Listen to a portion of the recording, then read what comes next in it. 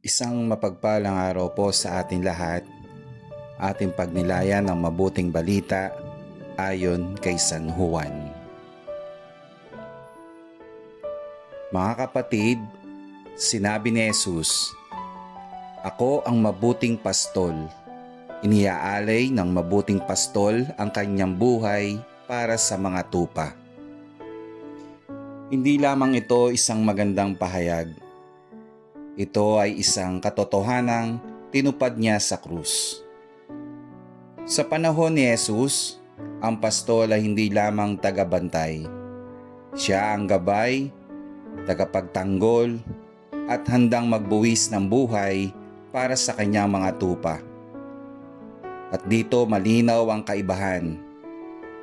Ang upahang pastol ay tumatakas kapag may panganib. Ngunit ang tunay na pastol ay nananatili. Mga kapatid, si Jesus ay hindi tumakas sa atin. Nang tayo'y naligaw, hinanap niya tayo. Nang tayo'y nagkasala, hindi niya tayo iniwan. Nang tayo'y mahulog, pinili niya tayong buhatin, kahit kapalit ay kanyang sariling buhay. Ganito tayo kamahal ng Diyos. Ngunit ang tanong, kilala ba natin ang tinig ng ating pastol? Sa dami ng tinig sa mundo, tinig ng tukso, ng galit, ng kasinungalingan, madali tayong maligaw. Minsan, sumusunod tayo sa landas na tila tama, pero sa huli, ay nagdudulot ng sakit at pagkasira. Mga kapatid, ang tupa na nakikinig sa pastol ay ligtas, pero ang tupa na nagmamatigas, naliligaw. Ito ang paanyaya sa atin ngayon. Makinig tayo kay Kristo, hindi lamang sa simbahan, kundi sa araw-araw, sa ating konsensya, sa kanyang salita, at sa tawag ng pagmamahal at pagpapatawad. At tandaan natin, hindi tayo perpektong tupa. Madalas tayong lumalayo.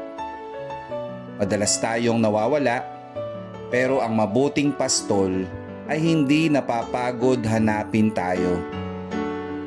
Kahit gaano ka kalayo, kahit ilang beses kang nagkamali, kahit pakiramdam mo ay hindi ka karapat-dapat, hinahanap ka pa rin niya. Tinatawag ka pa rin niya sa pangalan mo. At handa pa rin siyang ibigay ang lahat para sa iyo. Mga kapatid, sa mundong puno ng takot at kawalan ng katiyakan, may isang katotohanan tayong pangahawakan. May pastol tayo na nagmamahal, nag-aalaga, at hindi kailanman iiwan ang kanyang kawan. Kaya sa araw na ito, tanungin natin ang ating sarili.